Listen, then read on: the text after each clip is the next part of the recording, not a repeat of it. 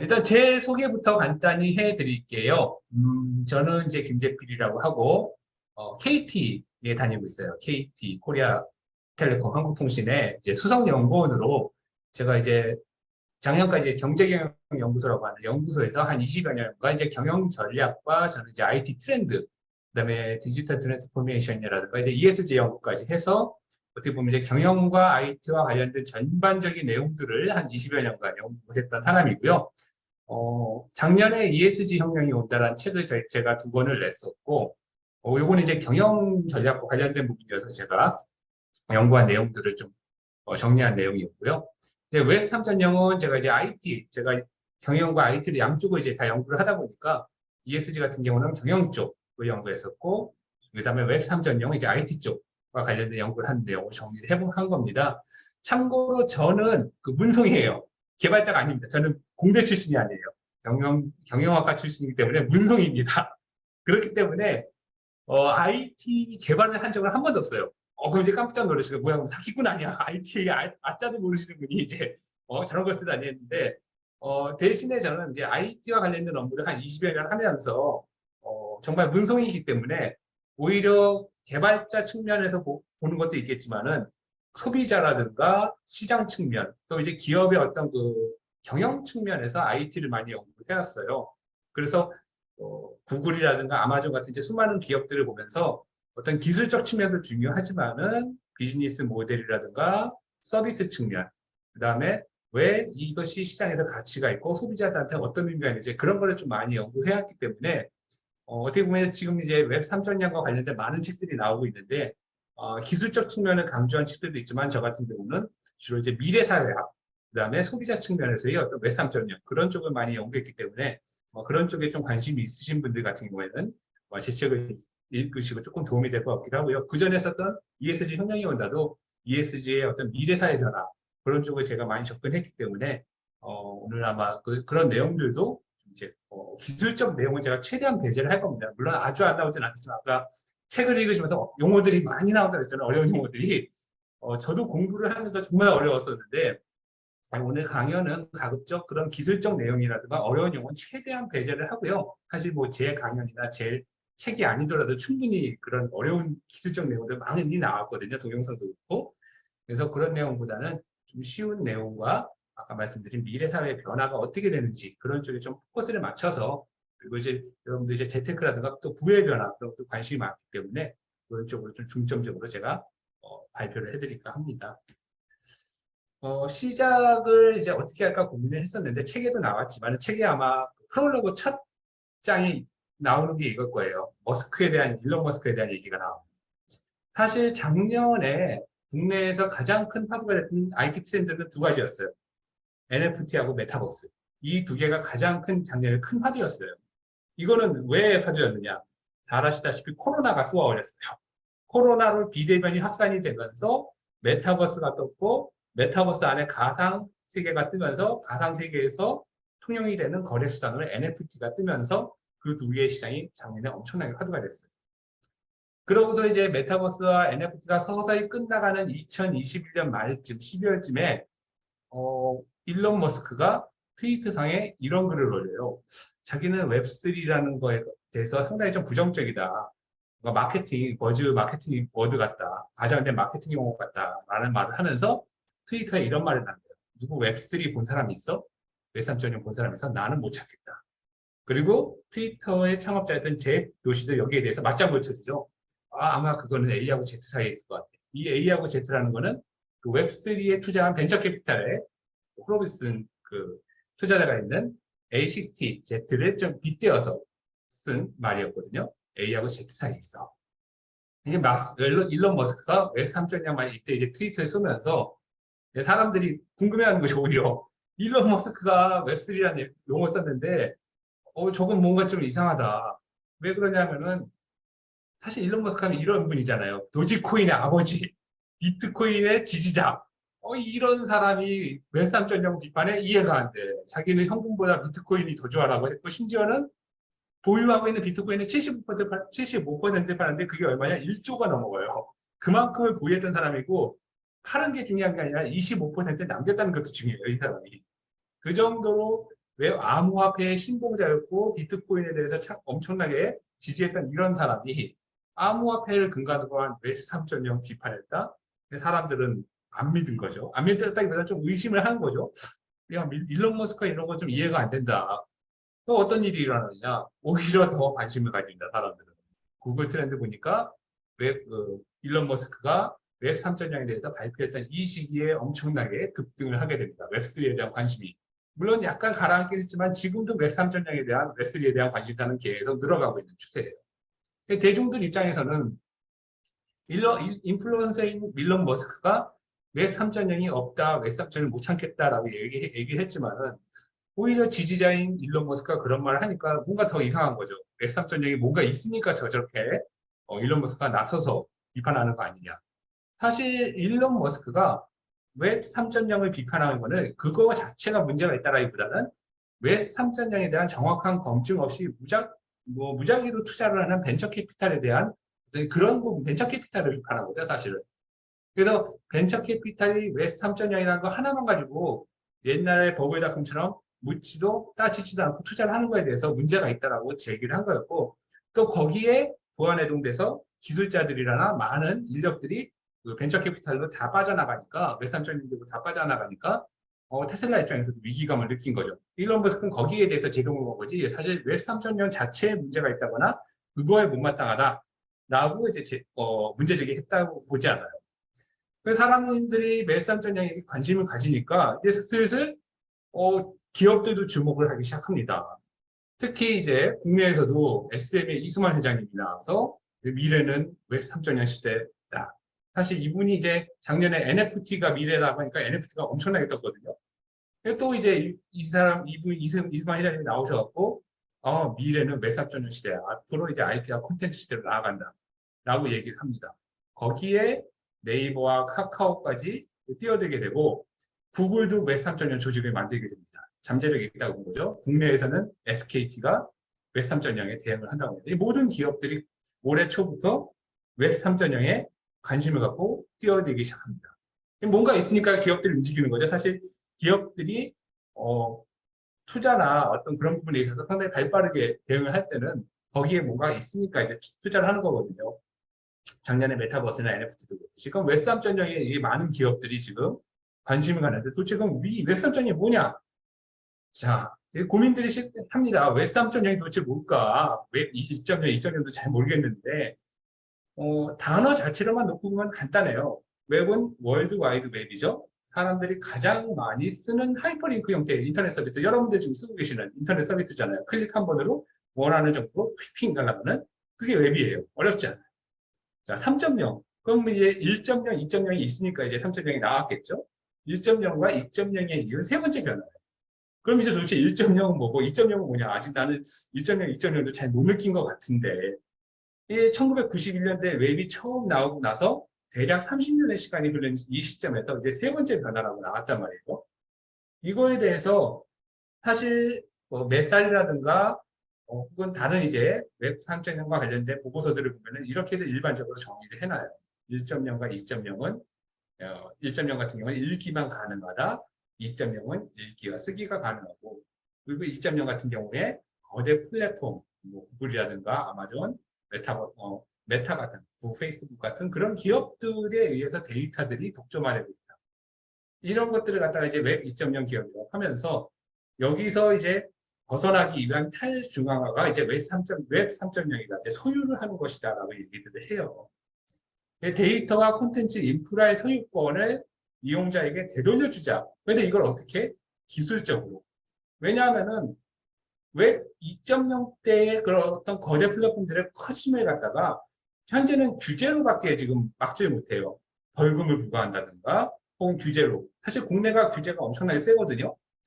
그럼 해외 같은 경우도 규제가 세다고 하지만 뭐 벌금 내면 되지 그런 정도예요. 그리고 사실 국내 같은 제가 책에도 국내하고 해외하고 좀 분리를 해서 설명해 놨는데 왜 그러냐면은 해외에서의 웹 3.0의 태동이 된 배경은 여기 나왔듯이 거대 플랫폼을 갖다가 기술적으로 좀 막고 그 소유권을 이용자에게 되돌려주자라는 그런 근간 때문에 나온 거거든요. 근데 사실 국내에는 뭐냐? 네이버하고 카카오가 다예요. 국내에서는. 네이버하고 카카오만 사실 잘 규제하면은 국내에서는 소비자들이 크게 불만이 없어요. 이게. 그렇기 때문에 사실 왜, 아까도 우리 백호님께서 말씀하신 굳이 내가 웹 2.0에서 웹 3.0으로 왜 넘어가야 돼? 이렇게 편한데 굳이 내가 웹 2.0에서 잘 먹고 잘 살고 있는데 문제가 없거든요. 사실 국내에서는 네이버나 카카오가 국내 데이터들을 가지고서 뭐 엄청나게 큰일을 벌이고 있다. 그런 경우는 없거든요. 사실은. 그리고 또 하나는 그 정도로 국내 빅데이터 기술이 높지가 않아요. 사실은. 그렇기 때문에 개인의 어떤 정보라든가 그런 어떤 해킹 문제를 잘 보관해, 좀 보호해 준다면은 국내에서는 사실, 어, 탈중앙화에 대한 큰 니즈가 없거든요. 그럼에도 불구하고 이제 웹 3.0이 태도된 배경은 아까 맨 처음에 말씀드렸듯이 메타버스와 NFT의 어떤 그 돌풍에 힘입어서 다음 트렌드로서 다음 투자 트렌드로 웹 3.0에 사람들이 주목을 하기 시작한 거예요. 어떻게 보면 이제 국내와 해외가 좀 상황이 반대예요. 해외에서는 탈중앙화를 위해서 웹 3.0을 끌어들이고 그러다 보니까 자연스럽게 투자자가 모는 건데 국내에서는 메타버스와 NFT의 투자의 다음 트렌드로 웹 3.0에 주목하면서 투자가 먼저 이루어지고 그러다 보니까 자연스럽게 웹 3.0이 가지고 있는 탈중앙화를 하자라는 식으로 조금 상황이 좀 반대로 이루어지겠는데 어쨌든 가는 방향은 웹 3.0이라는 것이 국내든 해외든 다 지금 큰 흐름으로 가고 있는 것은 맞는 상황이라고 보시면 될 것 같아요. 그러면은 궁금해지는 거는 뭐웹 2.0까지는 읽기가 쓰기는 된다라고 하는데 웹 3.0은 소유가 된대. 잘 이해가 안 돼. 내가 뭘 소유하고 있는 거지? 나는 소유한 적이 별로 없는데 뭐 탈중앙화 한다는데 뭘 탈중앙화 한다는 거지? 어, 그거를 쉽게 이해하는 방법은 웹의 구조를 이해하시면 가장 빨라요, 사실은. 다 아시는 분들도 아시겠지만은 웹이란 거는 저희가 인터넷이든 모바일이든 브라우저를 통해서 들어가잖아요. 크롬을 이용하든 사파리를 이용하든 www 네이버를 쳐도 들어가잖아요. 그럼 맨 처음에 보이는 화면, 네이버면 저렇게 큰 네이버 초록색 화면이 나오잖아요. 저게 프론트엔드 화면이에요. 사용자가 보는 화면. 여러분들은 저 화면을 본 거예요. 그런데 저거 화면이 보이는 저 뒷단에서 여러분들이 사용하시는 데이터라든가 사용 이력, 뭐 여러 가지 이제 뭐 상거래 데이터들, 그런 데이터들이 네이버를 계속 수집하고 관리하잖아요. 그건 어디서 이루어져요? 서버. 큰 저희 상면 IDC 센터 있잖아요. 그 서버 안에 다 여러분들 데이터가 저장이 돼 있잖아요. 그런 것들을 관리하는 건 백엔드라고 해요. 백엔드. 안 보여요, 여기 뒤에서. 그래서 이 프론트엔드하고 백엔드로 웹이 구성이 되어 있는데 이제 개발자 관점에서 웹 3.0이다라고 하는 거는 백엔드 부분을 일단은 탈중앙화하는 거, 즉 백엔드 부분을 분산화시키는 과정이라고 이해하시면 될 것 같아요. 물론 이거 외에도 여러 가지 다양한 과정들이 있지만은 일반적으로 크게 얘기하면 우선은 이 백엔드 단, 데이터베이스라고 하는 백엔드 단의 서버 영역을 분산화시키는 게 웹 3.0 구조라고 이해하시면 돼요. 기존의 큰 서버 안에 있던 것들을 다 분산화시키고 분산화시키려면 어떠한 기술이 필요하냐? 여기에 블록체인 기술이 들어가요. 이제 그 스마트 컨트랙트라는 기술과 이더리움을 이용한 블록체인 기술이 여기에 들어가서 백엔드에 대해서 데이터 분산이 이루어져요. 데이터 분산이 이루어진다는 얘기는 기업이 데이터를 소유하고 있지 않게 돼요. 그럼 그 데이터는 누가 가져? 블록체인에 참여한 노드, 거기에 참여한 컴퓨터들이 다 나누어 가지게 되는 거죠, 블록체인. 자, 그럼 기업이 소유하고 있지 않기 때문에 이 소유권을 누가 가지고 있게 되냐?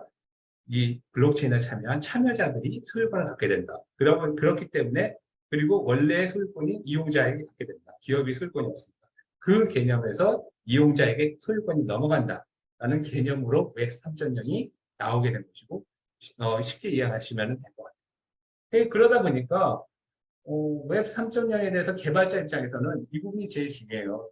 블록체인을 이용했냐, 탈중앙화가 됐느냐, 안 됐느냐. 개발자 입장에서는 이것이 어떻게 보면 웹 3.0을 구분짓는 가장 중요한 기준이기는 한데,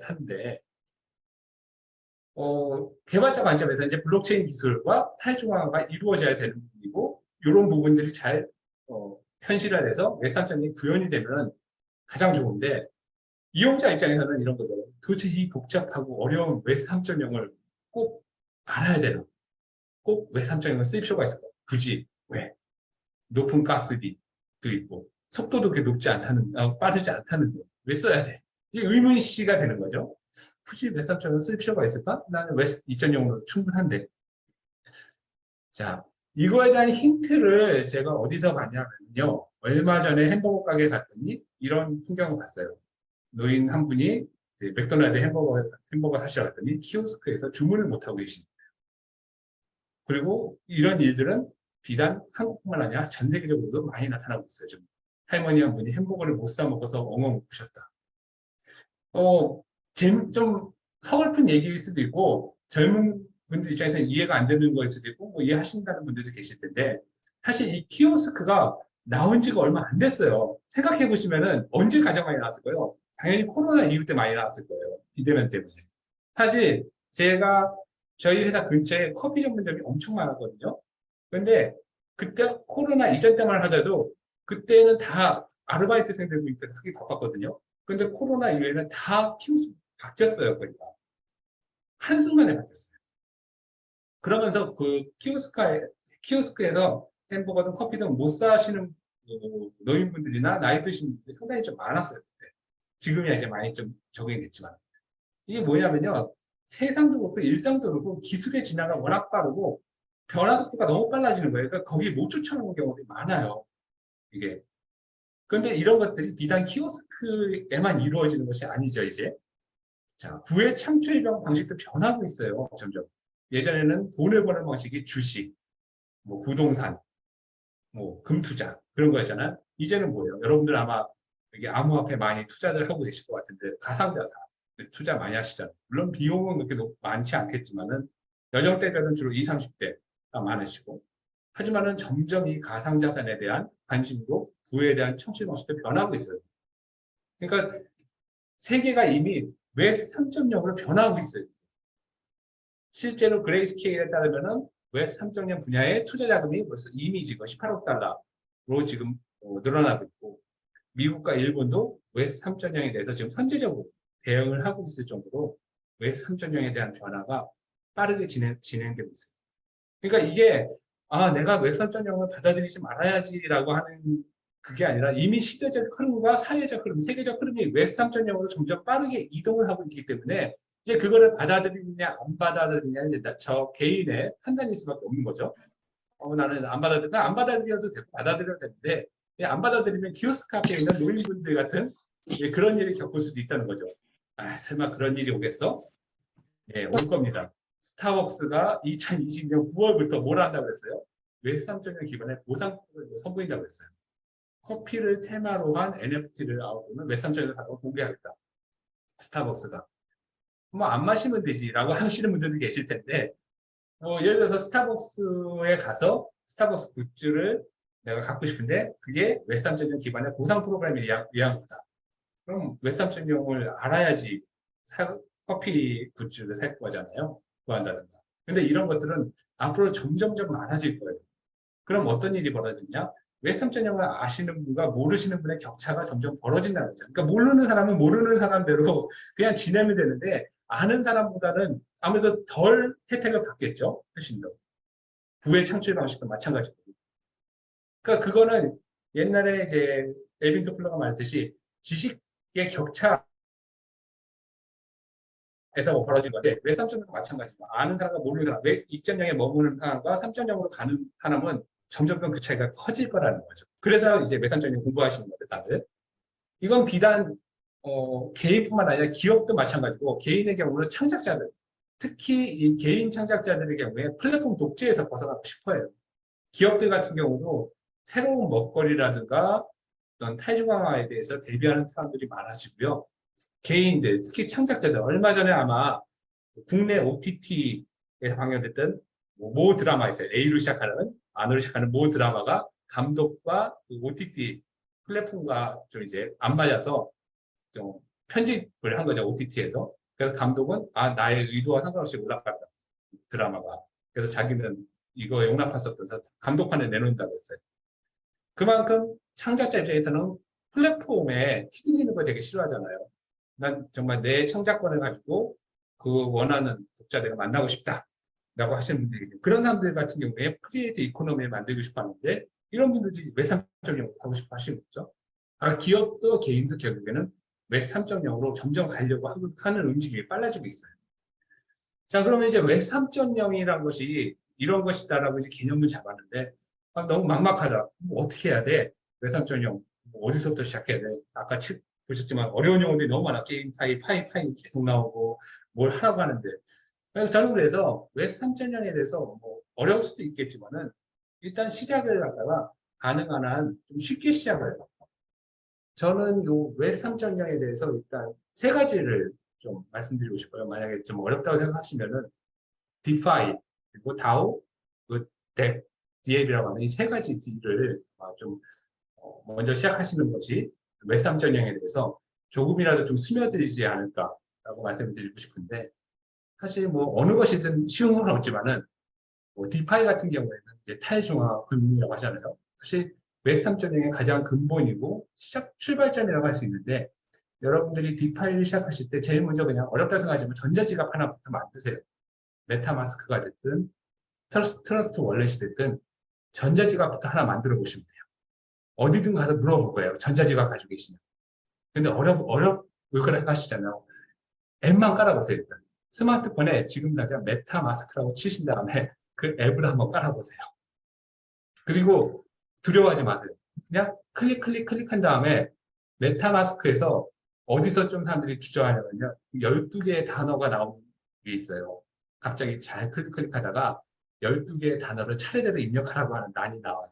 그럼 거기에 사람들이 좀 공포감을 느껴요. 아, 저거 뭐지? 하면서. 근데 그거 그냥 어려워하지 마시고 화면 캡처하신 다음에 어디다 잘 보관해 주신대요. 그건 이제 본인들의 보안 암호니까.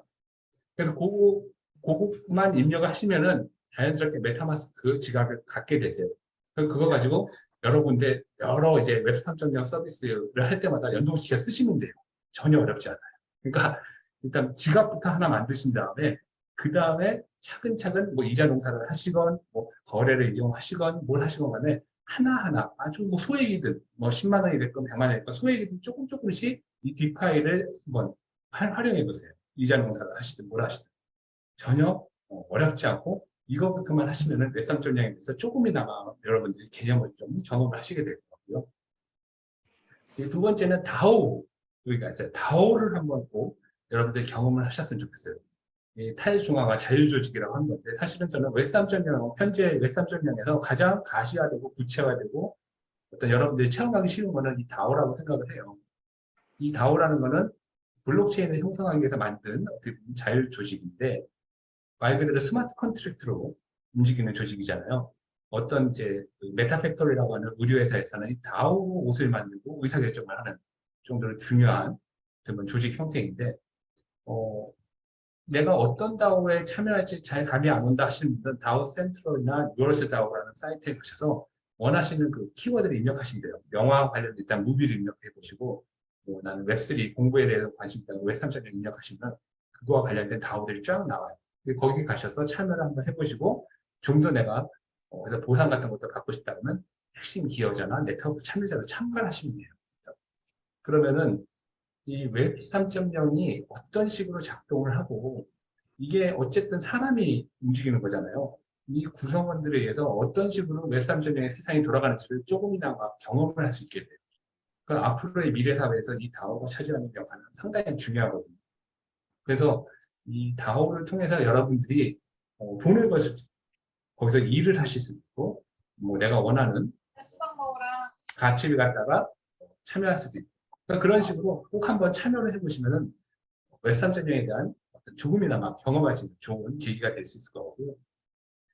마지막으로는 이제 뎁이라고 하는 DApp이라고 하는 탈중앙화 어플리케이션인데 이거는 지금 한 4,000개 정도의 뎁이 나와 있어요. 국내 전 세계 시중에. 근데 그 많은 것들이 사실 여러분들한테 잘 와닿진 않아요. 지금 왜냐하면 웹 2.0에는 거의 100만 개 이상의 앱들이 있는 그런 가운데서는 비교할 수 없을 정도로 아직은 숫자도 작고 질도 떨어지지만 그럼에도 불구하고 한두 개씩은 한번 써보시는 게 좋아요. 저는 이제 브라우저 같은 경우 브레이브라는 웹 3.0 브라우저를 쓰고 있고 음악 같은 경우는 물론 뭐 멜론도 있고 여러 가지도 있지만 오디오스라고 하는 음악 서비스도 쓰고 있거든요. 그러니까 이거 왜 쓰냐 하면은 뭐 편리해서 쓰는 게 아니라 도대체 이것들이 나한테 어떤 가치를 주지? 라고 한번 느껴봐야 되기 때문에 써보고 있어요. 실제로 제가 이제 크롬 대신에 브라우저를 계속 써보고 있는데 가장 큰 장점은 두 가지예요. 하나는 광고를 없애준다는 거예요.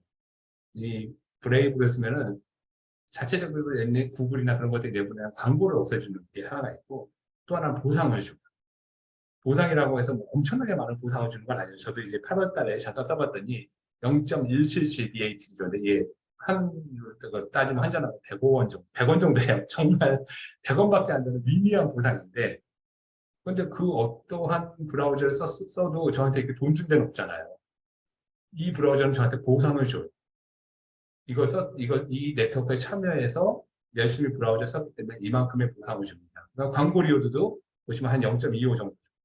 그러니까 사실 저는 크롬도 쓰고 브레이브도 쓰고 여러 가지 브라우저를 이제 혼용해서 쓰면서 이제 쓴 결과이긴 하지만은 어쨌든 브레이브라는 브라우저를 통해서 보상이라는 걸 갖다가 제가 받음으로써 웹 3.0이 주는 가치가 이런 데서 나오는가 라는 이제 느끼게 됐어요.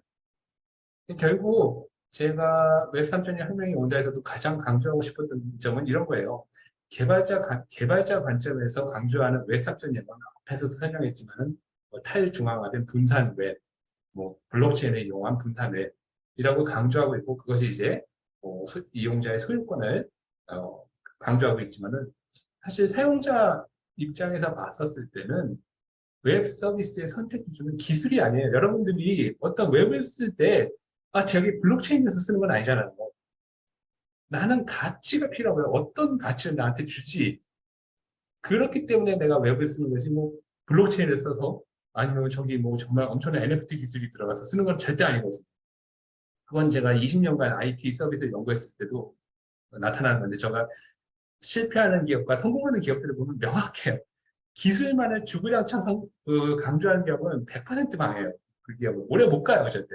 그런데 조금 기술은 후져. 별로 좀 안 좋아. 하지만은 정확하게 소비자 니즈가 뭔지를 아는 기업들이 있어요. 그런 기업들은 백발백중 성공해요.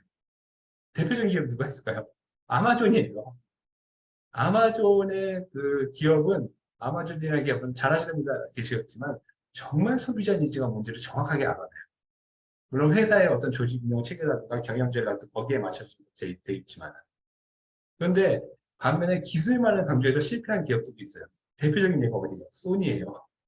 소니의 10년 전 소니는 정말 기술만을 강조해서 망했던 기업이에요. 그랬던 기업이 지금 한국에 탈퇴했죠. 완전 애니메이션 기업으로, 한국의 컨텐츠 기업. 그만큼 웹이라는 것도, 웹 3.0이라는 것도 기술이 아닌 가치에 놓고 본다면은 개인한테 어떠한 가치 줄 것이냐. 그거는 사실 개인에 따라 다를 수 있어요. 저 같은 경우는 아까 말씀드린 대로 보상이라는 측면을 봤을 때 가장 큰 가치라고 볼 수도 있겠지만 또 어떤 분은 왜 3.0이 가진 완벽한 보안성이라든가 블록체인이 갖고 있는 보안성 또 아까 말씀드린 탈중앙화 또 익명성 그런 거에 가치를 두시는 분들 분명히 계세요. 그런 것들을 통틀어서 놓고 봤었을 때 웹 3.0은 분명히 웹 2.0이 갖고 있지 않은 가치를 갖고 있고 그런 부분들은 점점 더 확대될 것이다. 어쨌든 그런 것들이 블록체인을 기반으로 해서 여러분들한테 어떤 보상을 주고 또 그 생태계 안에서 익명성과 보안, 완벽한 개인정보 보장이 된다면 웹 3.0은 충분히 확대될 가능성이 있겠죠. 또 하나 이제 중요한 부분은 제가 이 책을 쓰면서 사건이 터진 게 있는데 바로 이 루나 테라 사태예요. 투자하신 분 안 계시죠? 설마 루나 쪽에 지금 투자해서 그런 거 안 들어오셨겠죠? 혹시 루나 테라에 투자하셨고 회복하려고 들어오신 분 계시다면은 저는 이 루나테라 사태를 보면서 가장 큰, 뭐라고 할까, 웹 3.0의 어떤 그 민낯이라고 할까, 탈중앙화가 갖고 있는 민낯을 그대로 보여줬다고 생각해요. 어떻게 보면 매를 일찍 맞았다고 잘 생각해요. 지금도 이제 실패하신 분들 계시겠지만. 사실 이 루나테라 사태는 이론상으로는, 그러니까 그 창업하신 개발자의 말에 따르면 이론상으로는 완벽했다라고 얘기해요. 이론상으로는. 모든 게 다 그래요. 이론상으로 완벽한 걸 하지만 실제로 안 들어갔죠. 그 왜 그러냐? 신뢰 기반으로서 결국에는 그 어떤 그 생태계를 지탱하고 있는 그 참여자들이 신뢰가 무너지면서 결국엔 너도 나도 뱅크런 파트가 벌어지면서 빠져나가면서 이제 그 죽음의 스파이럴이 일어난 거죠. 결국에는 왜 3.0이라는 것이 아무런 신뢰가 없다라고 한다면은 결국엔 모래 위에 성처럼 되는 거예요, 사실. 저는 모든 생태계가 그렇지만.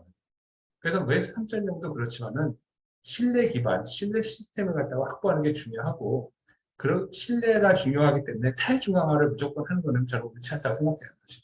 너무 탈중앙화에 연연하지 않는 게 좋다. 어느 정도 자생적으로 굴러갈 때까지는 기본적인 책임감을 갖고 중앙화된 시스템으로 신뢰 기반을 구축하는 것도 좋다라고 생각을 합니다. 그래서 문화편화 사태를 겪으면서도 어떻게 보면 웹3.0이 갖고 있는 한계와 가능성을 명확히 보여준 사태였고요. 그 웹 3.0이 저는 앞으로는 어떤 변화를 가져올 것이냐. 세 가지 측면에서 책에서도 강조합니다. 이 세 가지 측면에서 저는 보고 있어요. 하나는 기술의 변화. 이거는 블록체인과 인공지능이 당연히 따라오는 기술의 변화고, 분산화된 외부로 인해서 모든 기업들이 이쪽으로 이제 갈 가능성이 높아집니다. 이건 당연한 변화인 거고요. 두 번째는 S2E, 즉 Something to Earn이라고 해서 돈 버는 방식이 변화할 거예요. 아까 말씀드린 대로 보상, 리워드를 통해서 돈을 버는 방식이 이제 새로운 방식으로 변화하는 거죠. 그다음에 세 번째는 일하는 방식이다. 다오입니다. 조직의 변화입니다. 이 부분은 제가 봤을 때 아마 여기 참여하신 분들의 가장 큰 변화라고 생각을 해요. 미래에는 회사에 가는 게 중요한 게 아니라 대기업에 취직하는 게 중요한 게 아니라 어느 다오에 들어가서 돈을 버느냐, 다오 조직이 어떤 다오에서 어떤 일을 하고 있느냐 중요해질 수도 있어요. 또 다오 안에서 돈을 벌고 있고, 여러분 이제 회사에 다니면서 경직 불가능한 경우도 있잖아요. 그런 게 아니라 나는 다오 한 8개, 9개 되는 곳에서 속해서 일하고 있어. 라는 게 내 명함이 될 수도 있는 시대가 올 거예요. 저는 그래서 웹 3.0이 오는 이 세 가지 변화 조직에 대해서 미래 변화에 대해서 상당히 좀 주목을 하고 있고, 이런 것들이 앞으로 여러분들 시대, 향후 10년, 20년 시대에 매우 중요한 변화가 될 것이다 라고 생각하고 있고요. 또 하나 이제 부에 대한 얘기에 관심들이 많으실 거예요. 도대체 웹 3.0 시대에 어떤 기업들, 어떠한 코인들을 관심 이제 살아남고 여기에 투자를 해야 되냐. 그렇다고 해서 제가 코인을 찍어드리진 않아요. 오늘 뭐 여기도 어떤 코인에 투자하세요라고 말을 하는데, 대신에 어떠한 기업이나 어떠한 코인에 주목하면 좋을 것이다라고 말씀을 드릴 수 있어요. 지금 웹이 태어난 지 아까 말씀드린 대로 1991년도 30년의 주기를 갖고 이제 큰 변화에 있다고 말씀을 드렸는데, 사실 제가 이제 인터넷 연구를 하면서 몇 가지 패턴들을 계속 연구를 하고 있는데, 재밌는 패턴들이 뭐였냐면, 특히 인터넷 서비스에서 보면 앞부분에 혁신이 일어나고 그다음에 이제 대중화가 일어나는 그 시기가 여러 차례 반복이 돼요. 저는 이걸 이제 짝수 홀수 개념이었는데, 대부분 1357구는 혁신이 많이 일어나요. 맨 처음에는 기술 혁신 같은 게 많이 일어나요. 1357 때는. 그럼 혁신이 먼저 일어나고, 두 번째 짝수에서는 그 혁신에서 살아남은 기업들이 대중화로 넘어가는 과정이에요. 이때 이제 살아남은 기업들이 돈을 많이 벌어요. 그 대표적인 기업들 보시면 아마존, 구글, 뭐 유튜브, 페이스북 이런 기업들 있잖아요. 대부분 웹 1.0에서 살아남아서 진화해서 웹 2.0 세상을 지배하게 돼요. 그럼 이제 웹 3.0이라는 것이 다시 이제 새로운 혁신 기술로 이제 등장하게 됐잖아요. 그러면 이 웹 3.0에서 살아남는 기업이나 토큰 프로젝트에 주목을 하신다면 제2의 아마존, 제2의 구글들을 발견할 수 있게 됐는데, 자, 이 아마존이 어땠느냐? 1997년, 아마 여러분들 97년도에 어떤 일을 했었냐면 기억 되짚어 보세요. 제 기억으로는 1997년도에 접속이라는 영화가 있어요, 한국에. 보셨는지 모르겠지만, 전도연이 나오고 한석기가 나온 접속이라는 영화가 있었는데, 그 접속 뭐예요? 인터넷 PC로 천리안 그때 하이텔로 했던 시절이에요. 자, 그때 당시에 아마존이 나스닥에 상장을 합니다. 이때 당시 주당 1.96달러. 이게 공모가가 18달러였는데요. 아마존이 이후에 액면 분할을 3번 하게 돼요. 그래서 그때 가치로 환산하면 1.96달러예요. 그리고 30년 정도, 지금 25년 정도 지난 2022년 5월 기준으로 하면 2,300달러예요. 무려 1,174배가 되었습니다. 아마존이. 지금 이제 액면 분할 한 차례 또 해서 최근에 42달러가 되긴 했지만, 자, 1997년 PC통신 시절 때 여러분들이, 나는 이 웹 1.0의 어떤 아마존이라는 기업에 좀 투자해야겠다라고 생각하시는 분 계실까요? 과연? 그때 어떤 미래의 선인이 나타나서 여러분들 앞에, 앞으로 25년 뒤에 아마존이라는 기업이 뜰 거니 여기 꼭 투자해라.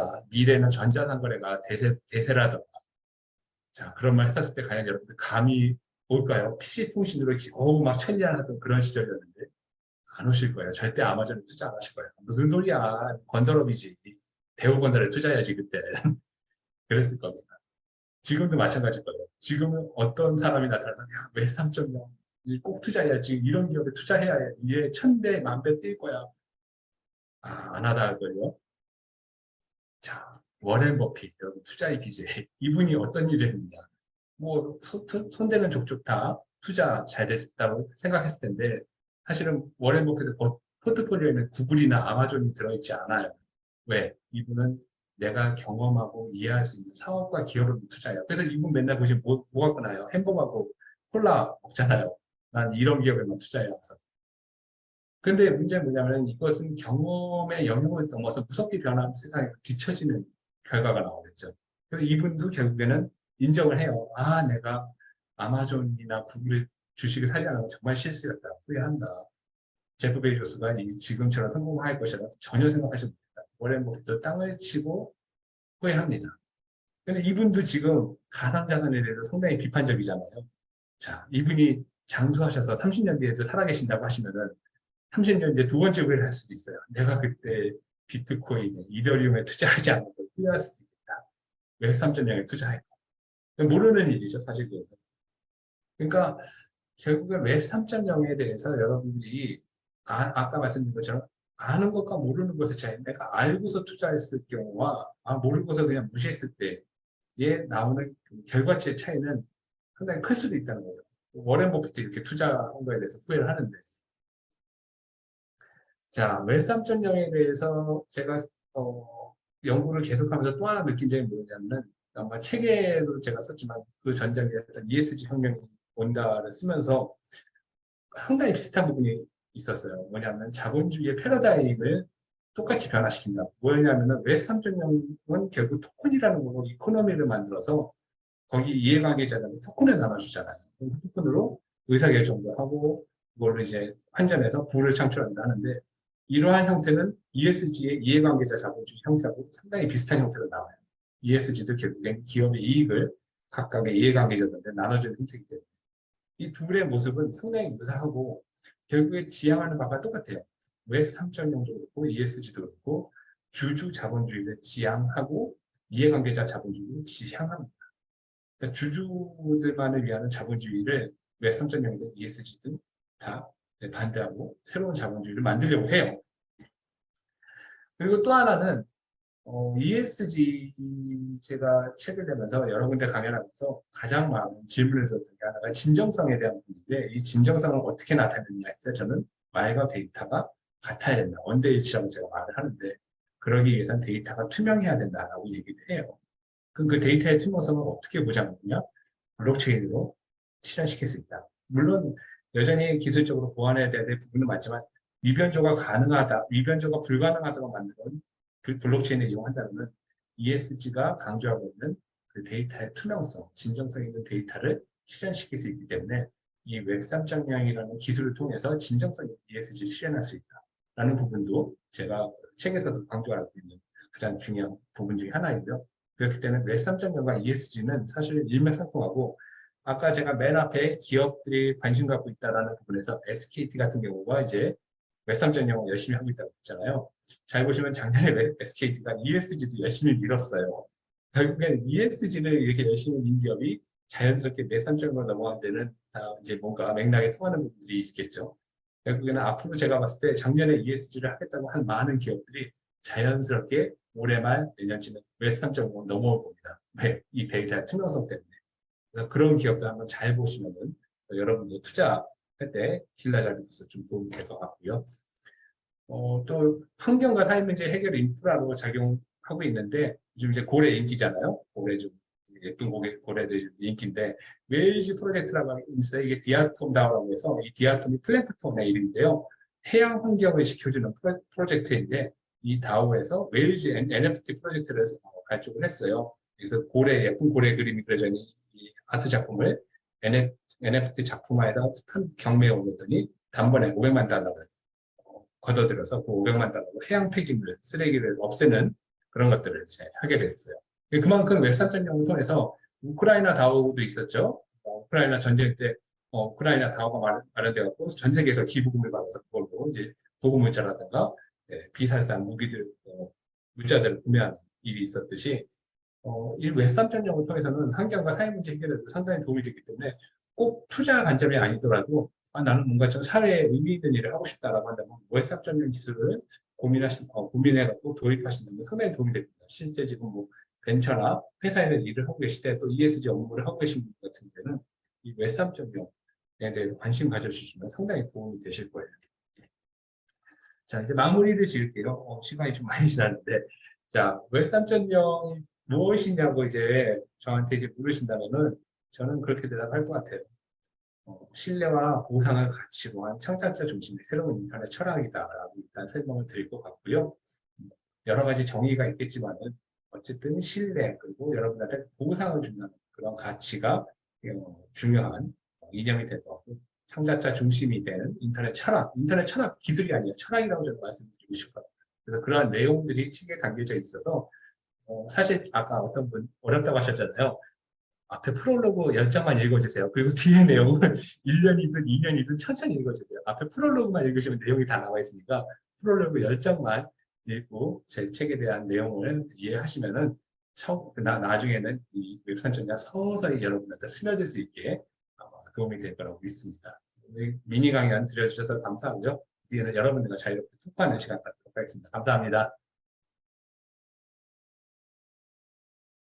1시간 반이라는 시간이 정말 좀 저는 길지 않을까 했는데 너무 많은 분들이 관심 갖고 이렇게 질문도 해주셔서 너무 감사드리고요.